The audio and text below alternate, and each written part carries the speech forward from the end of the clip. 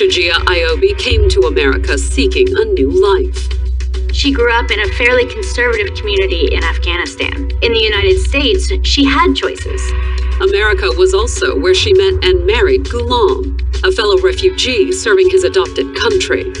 His primary duty was to train the American soldiers to Afghan culture. You could see that my uncle was truly in love with Shajia. Together, they had 4 children. They had a beautiful life, happy life. But their happiness would be cut short by a deadly carjacking. Somebody shot my husband! People in the community were scared. It made the news. The search for the killers would leave the investigators wondering, was the shooting simply a random crime? Somebody want money. Was it a matter of national security? We had a surprise visit from the FBI. Is this some act of terrorism? Or was there a terrible secret lurking inside Shajia's marriage? Suicide left in my country, you would be killed. You would be hung, beheaded, you'd be killed. Here I went to the police. Police won't do anything.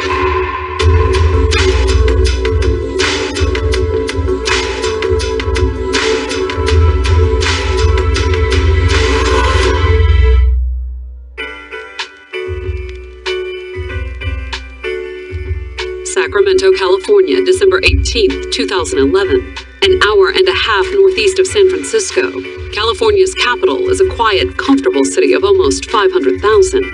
Very lovely community, green, lush, affordable. It's just all around a good all-American city. It has a nice hometown charm to it that not a lot of other cities in California have. But Sacramento's hometown charms would be shattered a little after midnight, when the police received a hysterical 911 call from 45-year-old Shajia Iobi. Somebody shot my husband!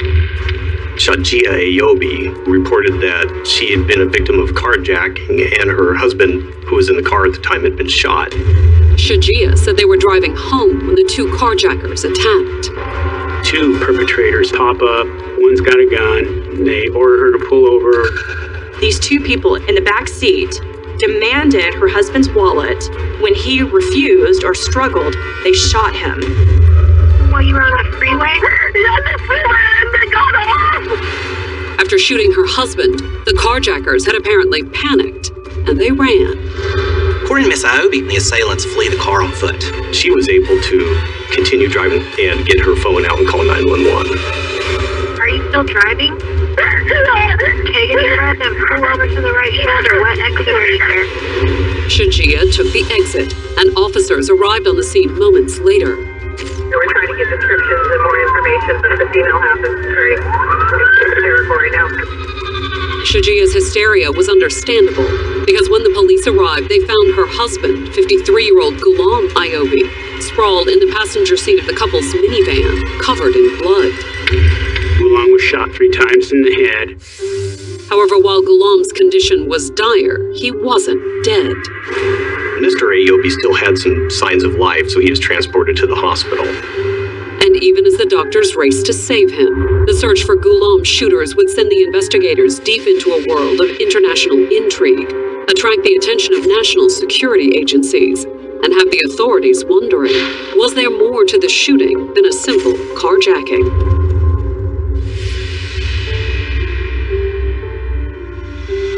Born in 1966, Shajia was just 13 years old when the Soviet Union invaded her homeland of Afghanistan. She was from a war-torn country as a young girl. She witnessed atrocities. And the trauma of seeing different people in her family be murdered. To escape the violence, Shajia's family arranged for the 17-year-old to immigrate to California in 1984. They also arranged for the teenager to marry an Afghan man already living in the States. So a lot of choice was taken away from this woman. Most of her decisions were made for her, which didn't necessarily sit well with Shajia. She's very independent, and she didn't not want to be attached to anyone or rely on anyone or have to answer to anyone. She wanted to do what she wished to do. However, Shajia didn't dare defy her family. They had a very close, tight-knit family, and they were very traditional in some ways. And once married and settled in California, Shajia did fall in love with her new home. and she wanted to be American. And she embraced her new home by doing something that would have been unthinkable back in Afghanistan. Shajia ended her arranged marriage by filing for divorce. In the United States, she had choices. Free from her arranged marriage, Shajia blossomed in America. She got a job to support herself and even took some college courses. She was such a strong personality, and she was a go-getter. She didn't turn her back on her homeland, though. Instead, she got to know other members of the Bay Area's close-knit Afghan community. My mom was really good close friends with her. She became really good friends with my sister and I. And it was through those new connections in the Afghan community that Shajia would meet a fellow refugee named Ghulam Ayobi. 8 years older than Shajia, Ghulam was in his early 20s when the Soviets invaded Afghanistan. He'd finished high school and college there. After the invasion, he ended up on the front lines as a rebel fighting the Soviets and as a soldier in the civil war that followed their pullout in 1989. But as the Taliban's grip tightened, Ghulam eventually fled. He left because our situation was not safe in Afghanistan. Emigrating to Germany, Ghulam spent the next several years helping the rest of his extended family escape Afghanistan. He would work single-handedly, of course, and send money to us. With Ghulam's help, his sister and her children settled in California, where she got to know Shajia. My mom thought that she would be a good match with my uncle. And in 1993, when Ghulam came to the States to visit his sister, she arranged a meeting. My mom kind of introduced them, hoping that those two could, meet up and get married. And based on Ghulam's reaction, it looked like that introduction just might work as his sister planned. He would just rave about Shajia, how beautiful she is and how much he loves her. Shajia seemed just as head over heels, too. Looked like it was a match made in heaven. I thought they were the happiest couple. Before Ghulam went back to Germany, they were formally engaged. They had actually what we call it nikah. It's a religious ceremony that we had to do before the men and women get together. And a few months later, Shajia followed her fiancé abroad. They got married in Germany. The couple spent the next 12 years in Germany and had 4 children together. Ghulam was very traditional, so that caused her to kind of be the stay-home mom. He wanted Shajia to be really committed to the children, making sure that they were happy. Meanwhile, Ghulam focused on providing for the family. My uncle was working. They had a really, really great life in Germany, but Shajia always wanted to come back to US. And in 2005, Shajia got her wish. After more than a decade of marriage, the family moved back to the States and eventually settled in the San Francisco area. They lived in the East Bay for a while, closer to my mom. Living in East Bay, Shajia continued to stay home with the kids, while Ghulam worked long hours to support the family. He ran a succession of businesses. He ran a hot dog cart. They had a pizza parlor business in the Bay Area. But then a military contractor approached Ghulam and offered the former soldier a job as a cultural advisor for the U.S. Army. They recruited him to train the American soldiers, get them prepared for, being deployed into Afghanistan and serving there. Ghulam took the job out of duty to his family. My uncle tried to do whatever he could to provide for the family. And out of pride in his newly adopted home. He was a person who respected what this country had to offer. However, Ghulam's new job did require a sacrifice. He was stationed in Louisiana, but I know he traveled outside of Louisiana to train soldiers. He would only come every 2 to 3 months for a week at home. The money was good, though. In fact, Ghulam's generous salary allowed the family to move out of a cramped apartment in the Bay Area and into a nice house in Sacramento. My uncle always wanted to have a big house for the kids and always wanted them to live in a better community and go to a better school. With her husband often away and the kids getting older, Shajia kept herself busy too. Thanks to her husband's connections, she did some translating work for the government. Shajia spoke several different languages. And after almost 2 decades of focusing on her family, the 45-year-old also went back to school, taking criminal justice classes at the local community college. She always wanted to be independent. She also visited her homeland for the first time since she'd fled more than 20 years earlier. she would travel to Afghanistan once or twice a year. She made a lot of trips by herself. Foreign vacations, a comfortable suburban home, and a bright future. By 2011, it looked like Shajia and Ghulam had put their war-torn past well behind them. They came here to achieve the things that they could not in Afghanistan. This family did live an American dream. But that December, more than 2 decades after escaping Afghanistan, Shajia and Ghulam would discover that no place is safe from sudden and seemingly senseless violence. Coming up, is the attack on Ghulam simply a robbery gone wrong? Carjackings are a very real fear in California. Or is it a matter of national security? We had a surprise visit from the FBI.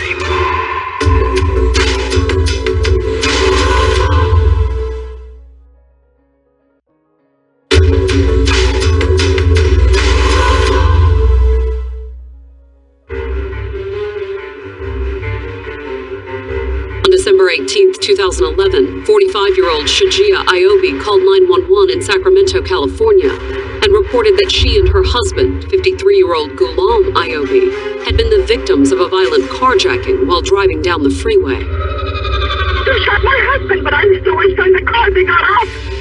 She was directed to pull off the freeway, and the patrol officers met Mrs. Iobi. Shajia was completely unharmed, but Ghulam is in very critical condition. He'd been shot 3 times in the head. Paramedics weren't sure that he was going to make it. While the paramedics loaded Ghulam into an ambulance and rushed him to the nearest hospital, the investigators drove Shajia to the police station to take her statement. I hope you can finish as soon as possible with the hospital. Yeah, we're going to do our best. Shajia began the interview by explaining that her husband was an Afghan refugee who worked as a cultural specialist for the U.S. Army. The soldier before they deployed to Afghanistan, he gives them some kind of training role-play. So it's called like linguist/role-play. His primary duty was to train and familiarize the American soldiers to Afghan culture. Normally stationed in Louisiana, Shajia said that her husband had flown home on a red-eye the night before.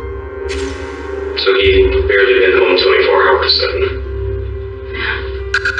He arrived in Sacramento very early in the morning, and he hadn't seen his kids for 6 months, so he stayed up all day. And that night, they'd gone to a dinner party hosted by friends.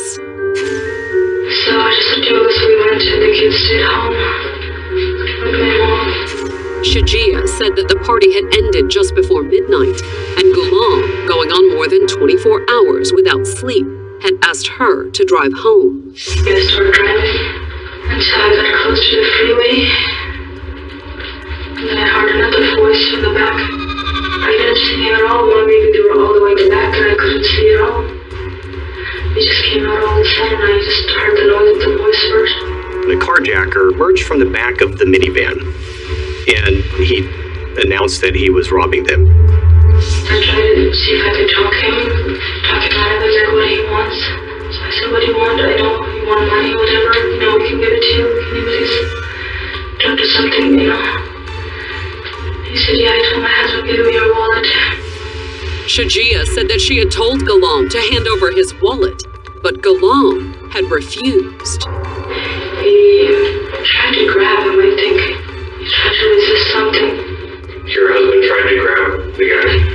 And according to Shajia, that's when she heard the first shot.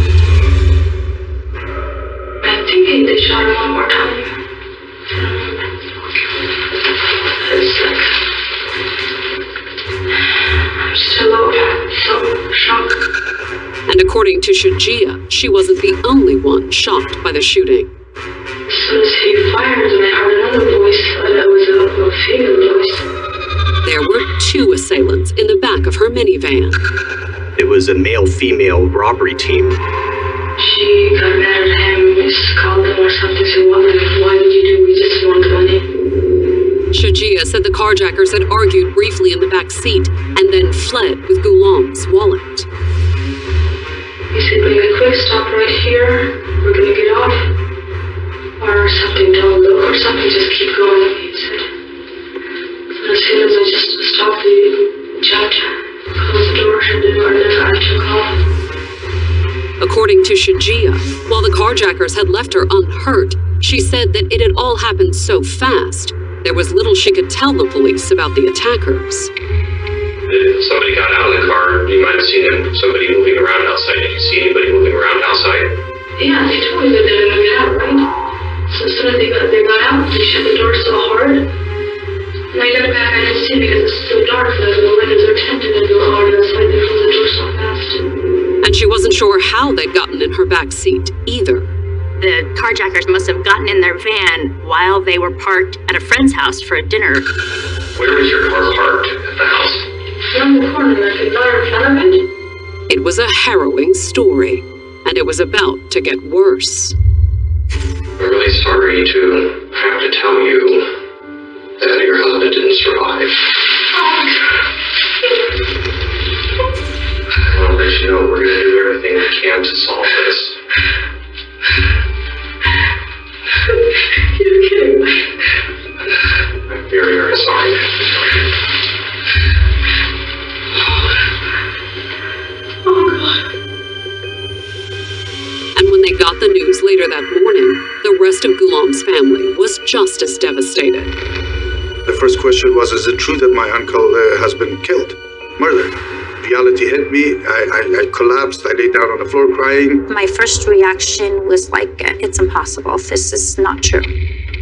But when the deadly carjacking made the news, it seemed all too plausible and frightening to the rest of Sacramento. Carjackings are a very real fear in California. There are a number of gangs there as well that kind of migrate from the Bay Area and from the Stockton area as well. And when crime scene technicians finished processing the family's impounded minivan, what they found also appeared to fit the carjacking scenario Shajia described. The shooting happened inside the van. We have no doubt about that from the trajectories involved and the shell casings. But could they ever track down the shooters? Later that same morning, just hours after the shooting, the investigators got what appeared to be their first big break. There's an apartment complex where a maintenance worker doing his normal rounds saw this brand new looking laptop bag right on top of the pile of trash. And when he opened it up, he found a wallet that turned out to have Mr. Ayobi's identification in it, and it was covered in blood. A .32 caliber pistol was also in the bag. That matched the shell casings that we found in the car. And yet, while they had apparently recovered the murder weapon, there were still some aspects of the crime that puzzled the investigators. It's very odd for people to be driving down the freeway and be carjacked in that manner. Usually carjackings happen at intersections. They're approached at gunpoint, told to get out of the car, put the vehicle in park, and to exit the vehicle. And that's kind of how carjackings happen. There's going to be something more to this case. It was a theory the investigators would explore further a few days later when they received an unexpected visitor. We had a surprise visit from the FBI. Normally, the Bureau wouldn't get involved in something like a carjacking, even a suspicious one like Ghulam's death. But the Afghan refugee wasn't a typical murder victim. He was a military contractor training our troops getting ready to deploy to Afghanistan. Could the murder have something to do with Ghulam's job? Is this some act of terrorism? The possibility was there. So that actually caused us a lot of concern. But was that also why the FBI had taken a sudden interest in the case? The answer was not exactly. This agent was a handler for Shajia. And why would Shajia have an FBI handler? It turned out that while her husband worked for the military, training troops as a cultural advisor, Shajia had also been working for the government as what was euphemistically known as a cultural informant. The FBI counterintelligence has a program where people who are traveling abroad are recruited to, when they return to the United States, to give a report on basically what people are thinking, what their mindset is, and how they feel about America. Which was a roundabout way of saying that Shajia was dabbling in espionage. Coming up, Shajia takes the international intrigue to the next level. She said it was a CIA plot. And according to Shajia, Ghulam was the target. He's leaking a lot of information.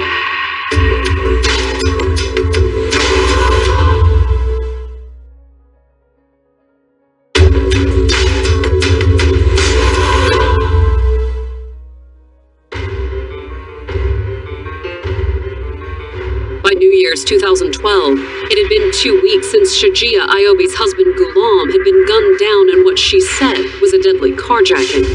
People in the community were scared. It made the news. But the investigators were starting to have doubts. The story about how a carjacker was concealed inside the car and made himself known while they were in motion, to me that sounded very Hollywood. But the most Hollywood aspect of the story had to be what the investigators learned about Shajia, that the 45-year-old Afghan immigrant and mother of 4 was actually a government informant working for the FBI. They apparently have a network of people that do that, travel to Afghanistan. Couple that with the fact that Ghulam worked for the U.S. military as a cultural advisor, and the investigators wondered if the so-called carjacking was simply a cover for something else. Knowing that both Mr. Ayobi and Miss Ayobi had worked for the United States government at some point, it might very well have made them a target for some terrorist type of organization. However, there was one big problem with the idea that Shajia's spying had something to do with her husband's murder. Shajia was completely unharmed, even as her husband was critically wounded and later died. Something's just not right with the story. So doubtful that terrorists had anything to do with Ghulam's murder, and hoping they might have some insight into who else might want him dead, the investigators turned to his family. Questioned about Shajia and Ghulam's marriage, the family told the investigators that the couple had seemed happy. You could see that my uncle was truly in love with Shajia. She was very pleasant, very outgoing, a very fun person to be around with. But the family said that Shajia had changed after moving to Sacramento, that she joined a new mosque and turned her back on her earlier American lifestyle. She started following a lot of Islamic rules, started wearing, the burqas. And if the sudden change in Shajia wasn't unsettling enough for Ghulam, the family said she'd forced the children into following her example too. His children had simply converted and changed 100%, 360 degree from a modern living style, open-minded, and just like any child in the United States, to individuals wearing burqas. According to the family, Shajia and Ghulam regularly fought over the issue. My uncle wanted them to be raised as an Afghan American, to know their culture, but at the same time, when we live here, we have to adapt American lifestyle. She did not want to hear what my uncle has to say about the kids or her, or their lifestyle or the way Shajia was raising the kids. Informed of the trouble in Shajia and Ghulam's marriage, the investigators brought Shajia in for more questioning on January 19th. We've been working very hard to try to solve this case. The forensic evidence that we have is very, very good, but it requires somebody to put it in perspective, and that's what I'm hoping that you'll be able to tell us. But what Shajia had to tell them wasn't at all what they expected. Instead of talking about her marriage or the alleged attackers, the former FBI informant was about to add a whole new level of intrigue to the case. Over a year ago, somebody came to my door and wanted to visit me in the morning. It was sometime in November of last year, 2010. He showed me his ID badge, CIA agent, said that he's a special operation or task force or something. And according to Shajia, the CIA agent had come to talk about her husband. He'd explained to her that they had been watching Ghulam for a while. He was leaking a lot of information to outsiders. Miss Ayobi's second story was that he had become this sort of double agent. Shajia said that she had been shocked by the news. I got so scared, and he said that they know a lot about him. And according to Shajia, the CIA was prepared to put a stop to Ghulam's spying too. I said you can just fire him, if he's not a good person for the job. He said, no, we can do that, but that's not enough. said it was a CIA plot to kill her husband. Although according to Shajia, the agent asked her to take Ghulam out for them. They just handed me a bag, said that, okay, save this for right now, and we will notify you next time what to do about it. I just took it, and I said, let me open it. He opened it, and inside it was a gun. Shajia said that she'd held on to the gun for several months until the CIA agent contacted her again. He showed up again at the door one day, and then he said that I didn't do anything. I said, I don't know what to do. I can't do. I don't know how to shoot. I don't have the guts to shoot. How am I going to do this? He said, okay, we will help you with this. And according to Shajia, that's when the CIA agent told her to hide the gun in her minivan. Put it under the seat in the back. Just leave it there, and we will do the job. It was all the investigators could do to keep a straight face. I knew that it was preposterous. I was skeptical about it the whole time. For starters, how many secrets could a mere cultural advisor pass on to the enemy? He wasn't that high ranking. I don't even know what type of clearances he had. And even if the CIA had wanted to stop Ghulam, wouldn't they have done it in secret rather than involve Shajia? It's just totally unbelievable. And the investigators let Shajia know it, too. Shajia, your story does not make sense. To me, it makes sense. It doesn't make sense. At that point, she was arrested. The fact that Shajia had been charged with Ghulam's murder didn't exactly take his family by surprise. Hard as it is, deep down, I knew Shajia had something to do with it, all along. But was Shajia actually the person who pulled the trigger? Because the next day, after her mugshot and the story of her arrest made the papers, a staff member from the college where Shajia had taken criminal justice classes walked into the Sacramento Police Department with some urgent information. He said, I need to tell you some details about this story. The man told the investigators Shajia had been close to one of her classmates, 19-year-old Jake Clark. Jake Clark is a very personable, very likable person. He's got a very outgoing personality. And according to the school staff member, Jake had approached him a few weeks before Ghulam's murder to ask his advice about something. Shajia was soliciting him to buy a gun. He said that at the time, he'd essentially blown Jake off. He didn't take him seriously until he saw Shajia's photo in the paper, and he thought, there's a connection here. Did Jake have inside information about Ghulam's murder? After receiving the tip, the investigators brought the young man in for questioning. He was very cooperative, acted like he wanted to help.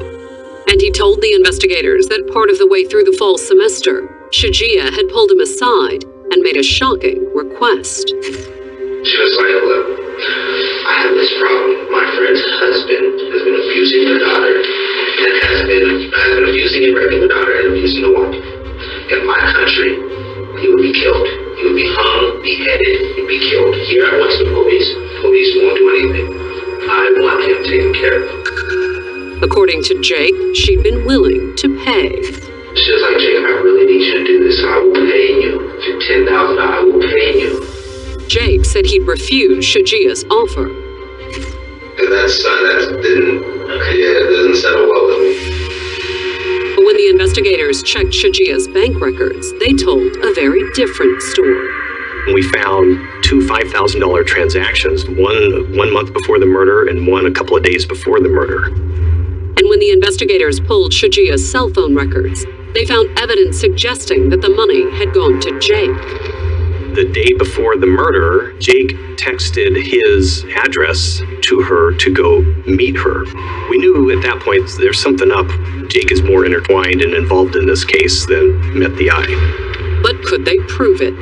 The key turned out to be the messenger bag that the police had found dumped in the trash at an apartment complex near the murder scene. A bag that had contained a gun, Ghulam's bloody wallet, and as it turned out, something else. That bag also contained the DNA of Jake Clark. Armed with new evidence, the investigators took Jake into custody. But when the investigators confronted him, Jake maintained that he was innocent. I did not sit in the backseat of that car and shoot that man. But if that was true, how had his DNA ended up on the bag with the gun? According to Jake, it all started with a phone call he received just minutes before Shajia dialed 911 to report the carjacking. Answer it. Somebody breathing hard. It was Shaw. Okay, so I know you're tripping now. Something's gone down. Jake said that Shajia, obviously in a panic, asked him to meet her at a street corner not far from his old apartment. His story is that she pulled up in the minivan, and he said he saw Mr. Ayobi was mortally wounded in the front seat. She pulled up.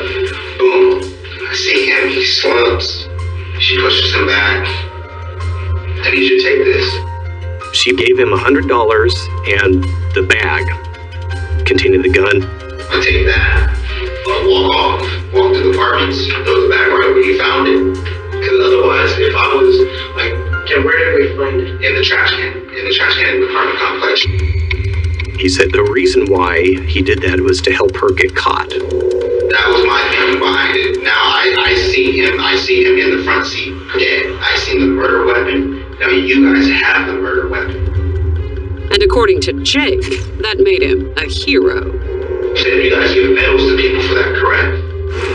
In his mind, he thinks that we never would have solved it if we didn't find the bag with the evidence. Coming up, the investigators uncover a powerful motive. So altogether, it could have equated to $700,000, maybe $1 million. And Shajia offers up yet another explanation. Everything becomes about paranoia and imminent danger.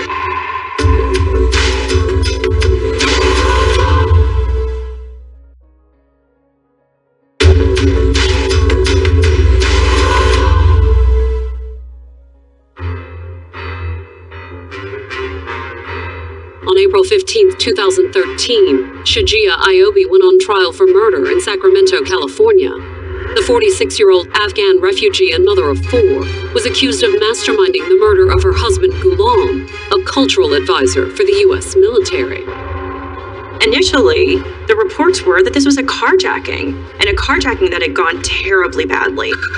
And when the investigators began to doubt Shajia's carjacking story, she'd made an even more incredible claim. Shajia said that she was involved in assisting the CIA to murder Ghulam as basically a double agent. But in their opening argument, the prosecution claimed that Ghulam's murder had nothing to do with government spies, terrorism, or the war in Afghanistan. She was dissatisfied with the way her life was going. And most of all, according to the prosecution, she was dissatisfied with her marriage. She was happier when her husband wasn't around. Years ago, Shajia had divorced her first husband, but that was before she had any children. She couldn't leave him, just walk out of the marriage because of the children. And it was also before she joined a new, much more conservative mosque. In our culture and religion, divorce is very bad. Women are not looked good upon if they are divorced. The prosecution believed that that stigma of getting divorced a second time would be too much for her to bear. However, avoiding the stigma of divorce may not have been Shajia's only motive. According to the prosecutors, Ghulam's murder may have been about money, too. But there was a $285,000 insurance policy out for Ghulam. And that wasn't all that Shajia stood to inherit either. There were also Ghulam's retirement accounts and the family's comfortable suburban home. So altogether, it could have equated to $700,000, maybe $1 million. She stood to gain a lot, both emotionally by being able to live her life the way she demanded to, but also to be able to afford to do so. And according to the prosecutors, that was why Shajia had approached her classmate, 19-year-old Jake Clark, in the fall of 2011 and offered him $10,000 in exchange for killing Ghulam. This was premeditated. Shajia had planned. She knew exactly what she wanted to do.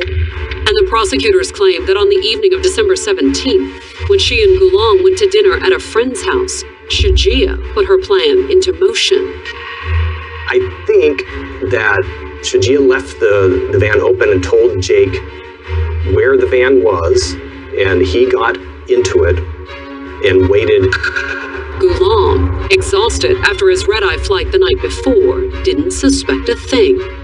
He wants Shajia to drive, reclines the seat back to make it more comfortable for the 20 or 30-minute ride home. And according to the prosecutors, not long after Shajia drove off with her husband dozing in the passenger seat, Jake had made his move. I think it was an execution. I don't think he had time to resist. Then, with her husband dying beside her, the prosecutors theorized that Shajia had driven Jake to the apartment complex. When she dropped him off, he immediately deposited the evidence into the dumpster. And whether Jake intended the murder weapon to be found or not, the texts between Shajia and Jake and the $10,000 she withdrew from her bank account shortly before the shooting all pointed to Shajia being behind the murder. The two $5,000 transactions right before the murder are very significant. But would it be enough to convince the jury? Despite admitting to hiding the murder weapon, Jake had never agreed to testify against Shajia. I think he enjoyed the cat and mouse game that he played with us during the investigation. But they did have Shajia's earlier statement, where she had claimed to be part of a CIA plot to kill her husband. She conceded to having had some involvement in the homicide. That's not disputed. So, trapped by Shajia's earlier statements, when it was the defense's turn, they offered a new twist. According to Shajia, what she'd allegedly told Jake about wanting to take out an abusive husband was true, only it wasn't for a friend. Her story totally changed to say that she suffered years of abuse at the hands of Ghulam Ayobi. Shajia's defense was that she suffered PTSD. Not just from her husband's alleged abuse, either. When Shajia took the stand in her own defense, she claimed that she had been battered by life. She had PTSD from growing up in Afghanistan during the Soviet invasion. And according to Shajia, that was on top of the trauma she suffered as Ghulam's wife. He was described as a very domineering figure in the household. He was allegedly very abusive, both physically and emotionally. And she testified that her only relief had come when Ghulam's new job took him to Louisiana for months at a time. For 2 to 3 years, my uncle was in another state. He wasn't living with her. He was barely at the house. Although according to Shajia, the abuse continued whenever he did return, so much so that she dreaded every homecoming. The defense argues that everything becomes about paranoia. And by December of 2011, Shajia said she had reached her breaking point. Over a long period of time of her having been abused by this man, she finally snapped. To her, there were no options left to her. That's what Shajia claimed, at least. The defense was that she should be acquitted because it was an act of self-defense. The prosecution and Ghulam's family strenuously objected to Shajia's portrayal of her husband. There was no evidence that he was abusive. The Ghulam that we knew, and she knew just as well, was not capable of hurting even a fly. But they also worried that Shajia's story of abuse might play into the jury's preconceptions. The story can be really heartbreaking because women are a lot more oppressed in conservative Islamic society. And Ghulam's family figured that Shajia was playing to that prejudice when she accused him of abuse in the first place. She's a very intelligent lady. She was very convincing. We were definitely worried that she may get away with this. Coming up, the jury struggles to reach a verdict. They were having a really hard time coming to a unanimous decision.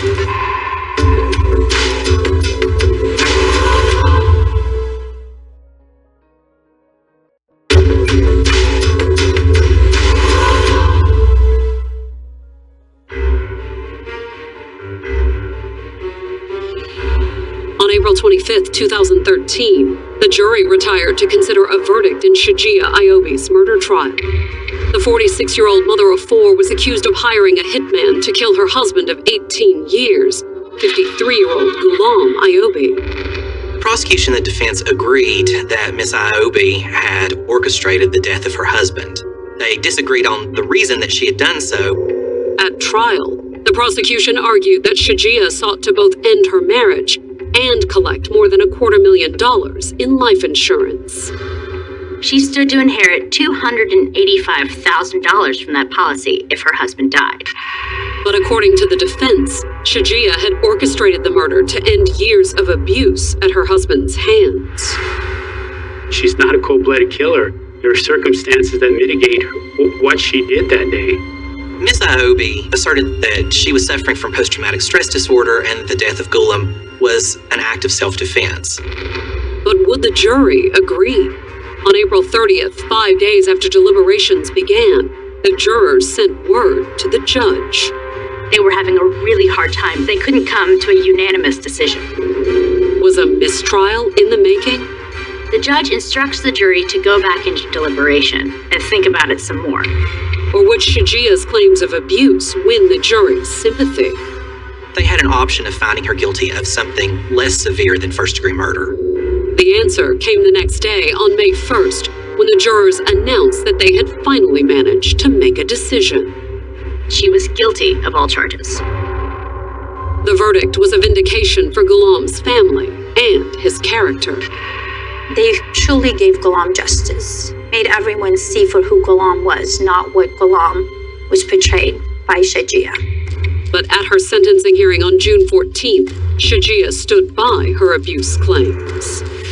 During her sentencing hearing, she recounted her fear that she was going to come home and find that her children were the victims of her husband's abuse and that they would be the ones that ultimately were killed. And that's why she did what she did. But would her claims have any more impact on the judge than they did on the jury? When she handed down her decision, the judge sentenced Shajia to life in prison, but with the possibility of parole after 26 years.